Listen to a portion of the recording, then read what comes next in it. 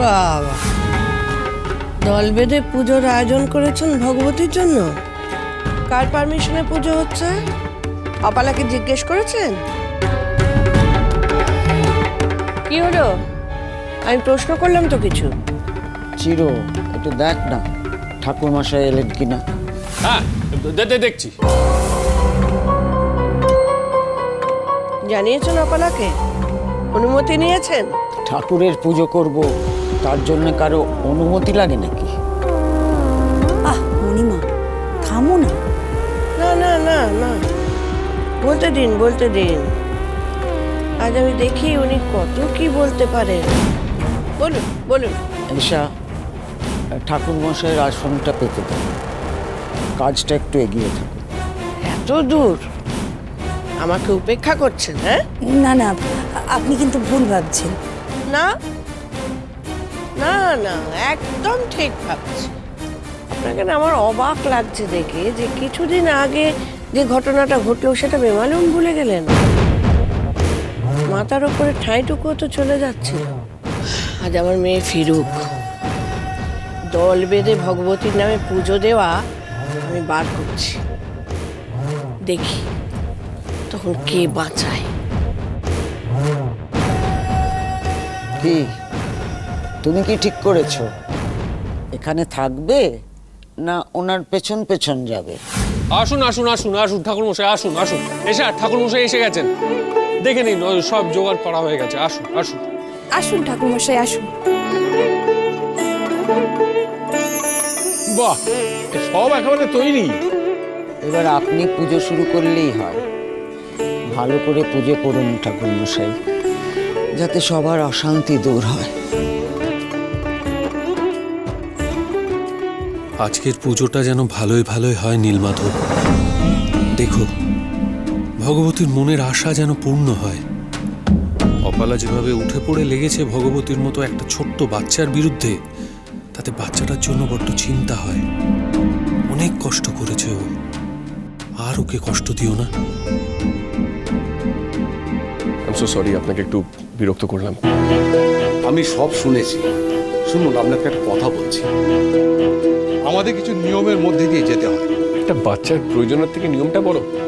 অবশ্যই আজকাল এই বাচ্চাদের নিয়ে অনুষ্ঠান করতে গেলে অনেক কিছু নিয়ম মেনে চলতে হয়। একটু এদিক ওদিক হলেই আমরা বিপদে পড়ি। যে বাচ্চার বাবা মায়ের কোনো অনুমতি নেই না, তাকে আমরা কোনোভাবে সুযোগ দিতে পারবো না। এটা আমাদের পক্ষে খুব রিস্কি। আপনি তো একজন ডাক্তার, শিক্ষিত মানুষ, এটুকু আপনার বোঝা উচিত। কত বাচ্চা আপনাদের নিয়মের বেড়াজালে জড়িয়ে এগোতে পারে না, ট্যালেন্ট থাকা সত্ত্বেও।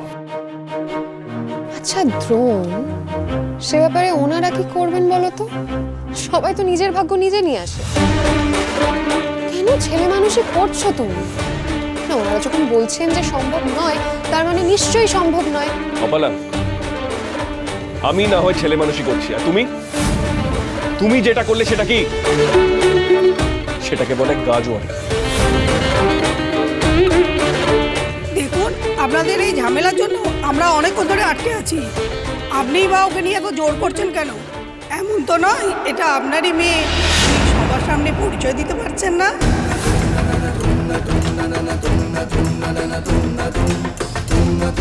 আরে কি যাতা বলছেন আপনি? এইসব নাটক আমি তো জানতাম টিভির পর্দায় হয়, রিয়ালিটি শোতে হয়। বাস্তবে হয় সেটা আজকে জানলাম। বলে এরকম উটকো ভাবনা আপনাদের মাথায় আসে কি করে? রাগ করো না গো মস্ত ডাক্তার বাবু, আমি আর গাইতে যাই না, তুমি চলো।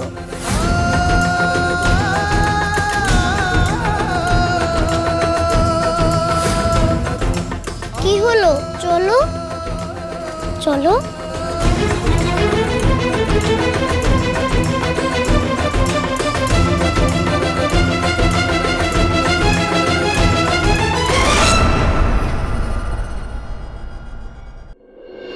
জয় নীলমাধব, জয় নীলমাধব। আরতি কি আমি করবো না আপনারা কেউ করবেন? আমি করি। বেশ, আসুন।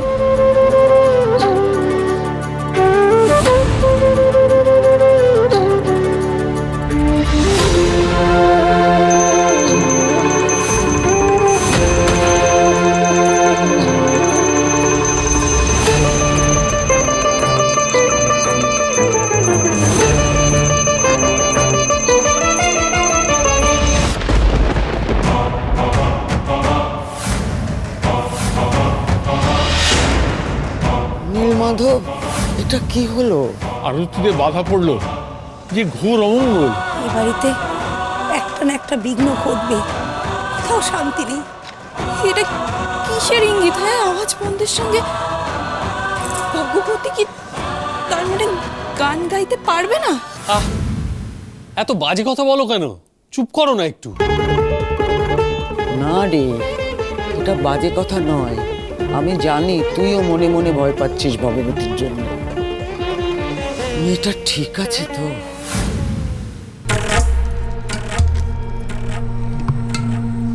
ভালো করে গান গেও কিন্তু। আমরা জানি অনেক দূরে যাবে তুমি। যেতেই হবে, কার মেয়ে দেখতে হবে না। Thank you so much. দুঃখটা তাহলে কিছুটা হলেও কমলো।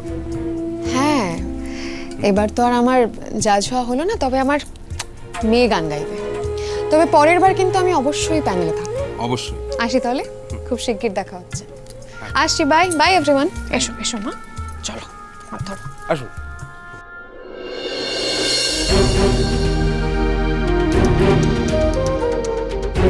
কত বড় মুখ করে ঠাকুরনকে কথা দিলাম, একটাও কথা রাখতে পারলাম না। না ওর মাকে নিজে খুঁজে দিতে পারলাম, না ওকে গান গাইয়ে মাকে পাওয়ার রাস্তা করে দিতে পারলাম, না পারলাম ওকে গান গাইয়ে ফার্স্ট করাতে পারলাম না। কথা দেওয়া আমার সাজে না, কারণ কথা দিয়ে বোধহয় আমি কথা রাখতে পারি না। নিজের উপর এখন নিজেরই রাগ হচ্ছে আমার।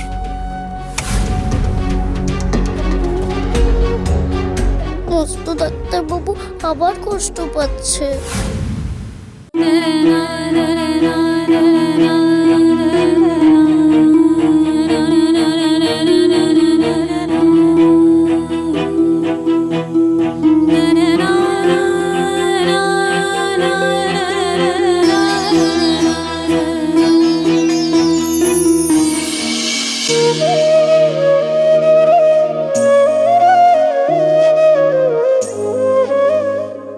জানো তো মস্ত ডাক্তারবাবু, মা কি বলতো?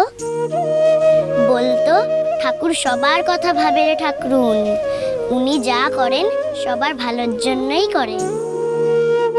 কথাটা সত্যি, জানো তো? তাই এই যে তুই চান্স পেলি না, এতে কার কি ভালো হলো? আমার ভালো হলো। তাই নাকি? হলো না, আমি তো গান গাইবো ভেবে লাফাতে লাফাতে চলে এলুম, কিন্তু আমি কি জানতুম যেখানে এত লোক থাকবে? ওরে বাবা, কত লোক! আর যেখানে গান হবে সেখানে আরো লোক থাকবে নিশ্চয়ই, বলো? এত লোকের সামনে আমি গান গাইতে পারতুম না। ভালোই হয়েছে ওরা আমাকে কম্পিটিশনে নেয়নি। কত লোকের সামনে গাওয়া চারটি গানই কথা নাকি, ভাবো? আর মন্দিরে যে গান করিস, রাস্তায় গান করিস, সেখানে লোক থাকে না? থাকে, কিন্তু সে তো এত লোক না, তারপরে কোনো কম্পিটিশনও না, এমনি গাওয়া।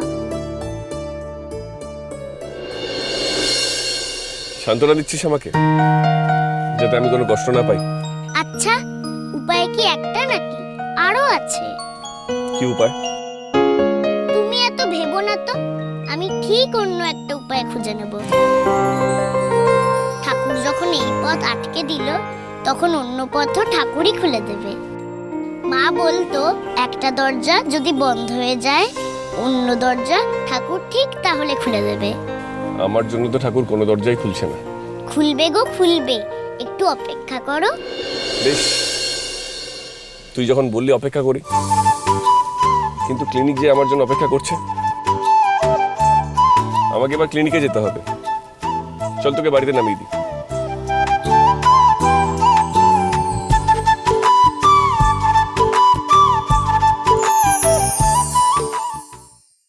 এই তো ভগবতী এসে গেছে। এত তাড়াতাড়ি হয়ে গেল কিভাবে? কত কত লোক, ওদের সামনে গান গাওয়া, আমার তো দেখেই ভয়ে হাত পা কাঁপছিল। তাহলে তুই তো মাকে খুঁজবি কি করে? আমি ঠিক করেছি রোজ পাড়ায় পাড়ায় গিয়ে গান গাই।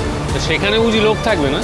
অনেকগুলো পাড়ায় ঘুরলে নিশ্চয়ই কোনো না কোনো পাড়ায় আমার মাকে পেয়ে যাব।